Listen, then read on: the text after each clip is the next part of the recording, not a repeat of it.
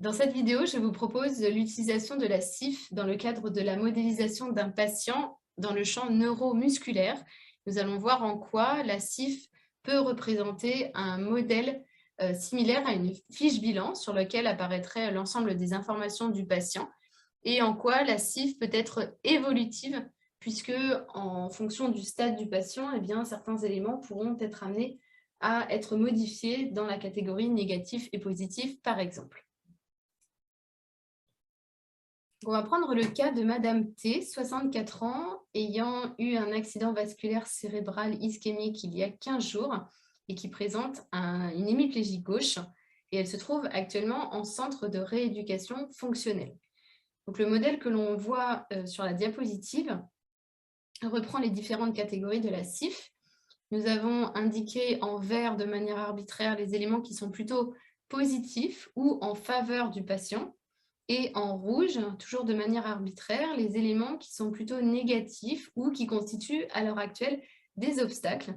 Et il faut considérer que ces obstacles peuvent du coup donner des objectifs qui seront posés entre le thérapeute et le patient, puisque l'intérêt, c'est que ces éléments négatifs ou obstacles eh bien, deviennent des éléments en faveur du patient et donc plutôt des éléments positifs à terme. Il y a également des éléments neutres qui sont indiqués en noir. Ces éléments neutres peuvent être soit des facteurs qui n'ont pas vraiment d'impact positif ou négatif pour le patient, mais qui sont quand même à noter parce qu'ils vont avoir leur importance dans la prise en charge, ou il peut s'agir d'éléments qui seraient à la fois positifs et à la fois négatifs selon la manière dont on les considère, et donc ils sont considérés comme neutres dans ce cas-là. Donc, on voit par exemple là que cette patiente à 15 jours de son AVC, eh bien, en élément positif, dans le cadre des structures anatomiques et des fonctions organiques, eh bien, elle n'a pas de douleur dans les membres inférieurs, elle ne présente ni trouble de la communication, ni apraxie, ni agnosie, ni héminégligence, ni syncinésie. Donc ça, ce sont des termes propres au domaine neuromusculaire, qui sont des éléments qui sont à considérer dans le cadre de ce genre de pathologie. Et troubles qui viendraient enfreindre le bon suivi, la bonne rééducation du patient. Et donc, c'est important à J15 de les noter comme étant absents. En revanche, en élément négatif, la patiente présente des douleurs dans le membre supérieur gauche, coté à 3 sur 10 au repos et en pic à 7 sur 10 à l'effort. Elle a également des douleurs dans le membre supérieur droit, avec une moyenne de 3 sur 10, et c'est une douleur qui est fluctuante. La patiente présente des douleurs rhumatismales dans les 2 épaules, douleurs qui étaient présentes avant son accident vasculaire cérébral. Ses muscles sont cotés à 3 au membre supérieur gauche et à 3 au membre inférieur gauche, selon la cotation de L des pyrodéciliniques, qui est une cotation qui permet d'évaluer les muscles dans ce genre de pathologie. De même, elle a une spasticité à 1 au membre supérieur et 1 au membre inférieur sur l'échelle d'Ashworth modifiée. Donc la spasticité, c'est un trouble neurologique également. Et elle présente des troubles de l'attention et de la concentration qui restent malgré tout minimes, ainsi qu'une limitation d'amplitude articulaire de l'épaule gauche, surtout en flexion et en abduction. Du point de vue des activités, donc pour rappel, les activités sont plutôt des tâches analytiques et la participation correspondra à des activités réalisées au sein d'un contexte environnemental et sociétal, par exemple.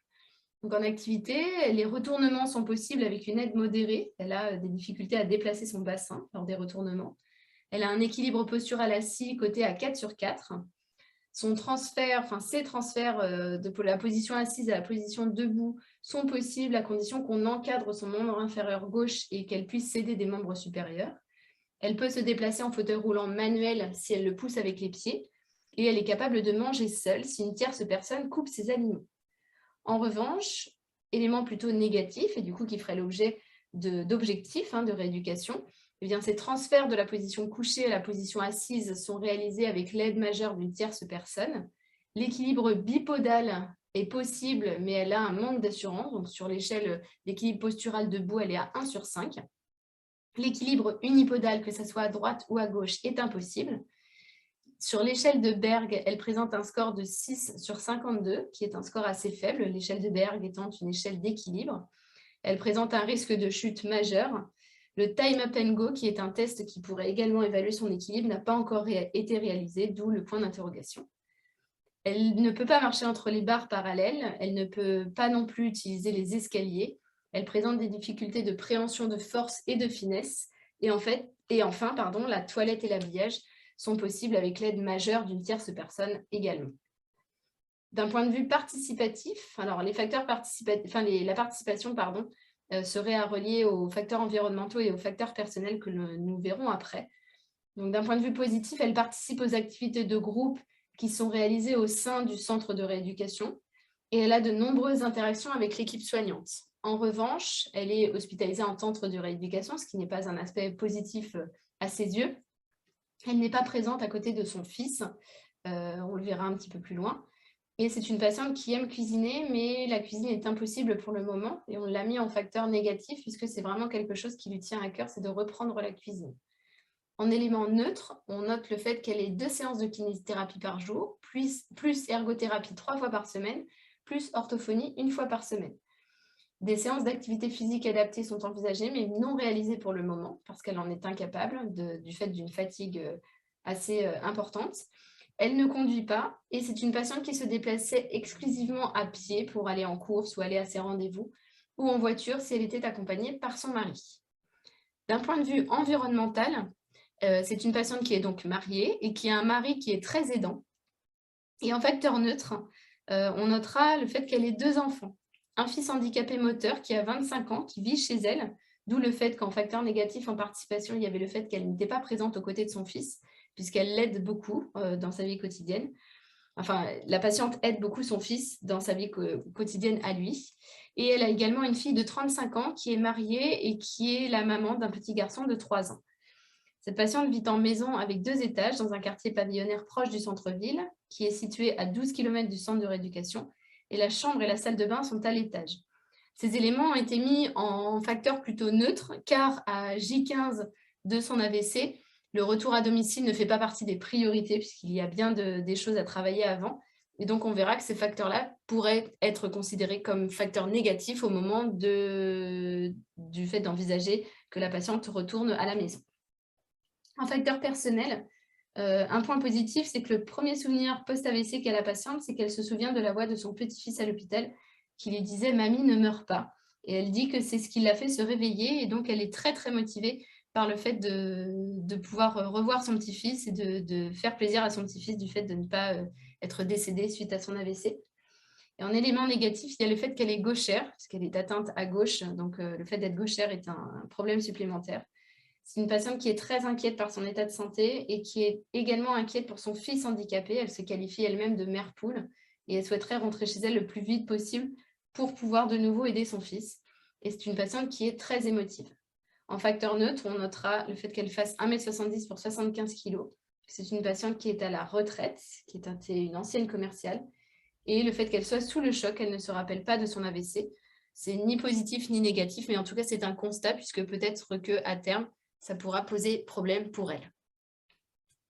La même patiente peut être modélisée à J75. Donc là, on est chez la même dame, du même âge, et on est 60 jours plus tard, donc 2 mois après. Cette fois-ci, la patiente est rentrée chez elle, donc elle a une prise en charge kinésithérapeutique en cabinet libéral.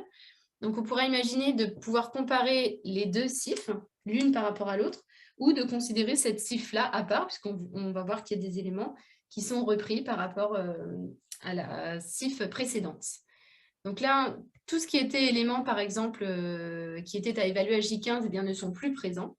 On note le fait qu'elle a une absence de douleur dans les membres inférieurs et un léger gain dans les amplitudes articulaires de l'épaule, mais elle reste malgré tout limitée en flexion et en abduction. Par contre, en facteur négatif, elle a une fatigue mentale et physique qui commence vraiment à se ressentir par rapport à J15. Elle a des douleurs dans le membre supérieur gauche qui sont identiques, avec une augmentation aussi des douleurs dans le membre supérieur droit et on suspecte un syndrome épaule-main. La patiente étant gênée par l'utilisation de son membre supérieur gauche qui est son membre dominant, eh bien, elle compense avec son membre supérieur droit qui était de base douloureux suite à des douleurs rhumatismales qu'on avait vues précédemment. Les muscles sont toujours cotés entre 3 et 4, donc c'est ce qui n'est pas suffisant, puisque normalement, il faudrait qu'elle soit à 5. Et la spasticité n'a pas été modifiée. Au niveau des activités, on voit qu'il y a beaucoup plus d'activités en positif qu'en négatif. Les retournements au lit sont à présent réalisés seuls sans aide.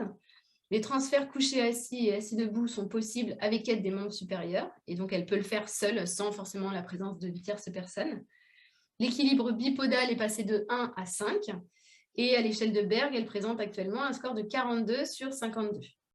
La marche avec une canne simple est possible à l'intérieur, et à l'extérieur, elle peut marcher avec sa canne et le bras d'un accompagnant, puisqu'elle a toujours une peur de chuter assez importante. Et elle peut utiliser les escaliers, mais ça lui fait peur.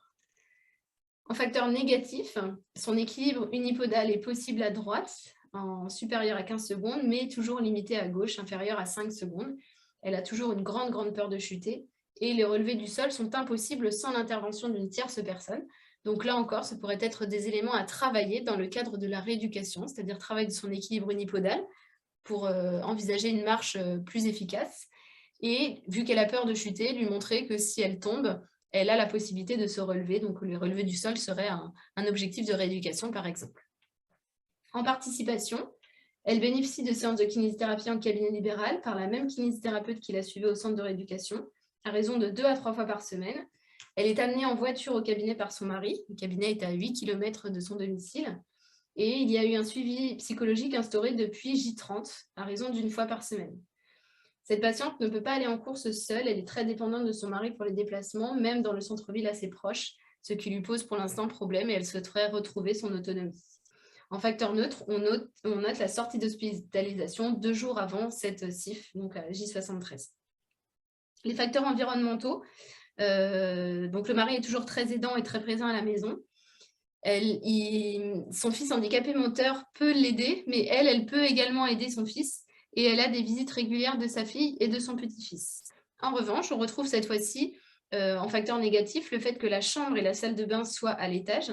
Les escaliers sont possibles, c'est ce qu'on a vu dans les activités, mais étant donné qu'elle a peur, elle n'arrive pas à monter à l'étage toute seule. Donc l'aménagement du domicile a été fait pour qu'elle puisse dormir au rez-de-chaussée, mais la salle de bain, par contre, qui est à l'étage, fait qu'elle a des difficultés pour aller faire sa toilette. En facteur personnel, elle est toujours très volontaire, elle dit toujours se battre pour faire plaisir à son petit-fils. Et en facteur négatif, on retrouve toujours le fait qu'elle soit gauchère, qu'elle est désolée de ne pas pouvoir aider autant son fils handicapé qu'elle le voudrait, comme elle le faisait avant. Elle est toujours très inquiète par son état de santé, son émotivité a été amplifiée, elle pleure beaucoup, tous les jours, et un état dépressif a été mis en évidence par la psychologue. On note également une tendance à la prise de poids. On n'a que 2 kilos de plus, mais c'est une patiente qui, de par sa sédentarité, du fait de son AVC, a tendance à prendre des kilos, ce qui lui pose problème et ce qui peut poser problème à terme dans sa rééducation. Et elle ne se rappelle toujours pas de son AVC. Donc voilà, là vous avez un exemple de l'utilisation de la CIF en pratique. Là, j'ai pris une vision plutôt kinésithérapique, mais cette CIF pourrait être partagée avec l'ensemble des professionnels de santé, que ce soit les ergothérapeutes, les orthophonistes, les enseignants d'activité physique adaptée ou même le médecin, de manière à avoir une vision assez globale de la patiente. Et s'il y a bien quelque chose à retenir dans l'utilisation de la CIF, c'est cette notion que les éléments qui sont plutôt négatifs peuvent donner lieu à des objectifs de rééducation. C'est là-dessus qu'on va travailler pour que la patiente retrouve ses capacités. Et puis, dans un deuxième temps, ce lien qu'on peut faire entre les facteurs environnementaux et les facteurs personnels reliés justement aux différentes notions de structure anatomique, d'activité et de participation. Donc voilà, en un coup d'œil, on peut avoir une vision assez globale de la patiente, là en l'occurrence, et pouvoir se rendre compte des éléments qui ont évolué entre 2 CIF, de la même manière qu'on pourrait voir l'évolution entre 2 bilans successifs.